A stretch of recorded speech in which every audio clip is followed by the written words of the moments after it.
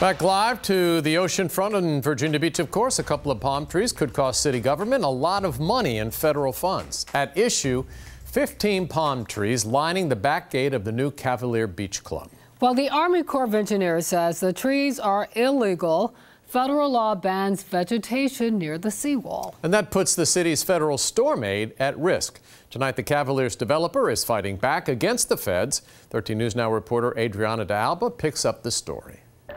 Well, other hotels at the ocean front have palm trees planted near the seawall, and the federal government says those are far enough away. But these ones here at the Cavalier Hotel are actually planted directly on top of the seawall, and it violates federal code. It's a dispute between the Cavalier Hotel, the city, and the federal government, and the root of the problem is these palm trees. If it's just a matter of relocating them, then I say let's relocate them. The U.S. Army Corps of Engineers did a routine inspection back in May, where the agency discovered the palm trees behind the back gate of the Cavalier Beach Club violate a federal code that prohibits any federal project from being altered. The government doesn't like vegetation very close to our seawall projects or floodwall projects or levees, because trees have the root systems, it could damage the system, and so we basically said this is unacceptable. So the agency wrote a letter to the city of Virginia Beach giving leaders 2 years to get rid of them. City leaders think the trees aren't a problem. Yeah, so the idea that the palm tree roots would actually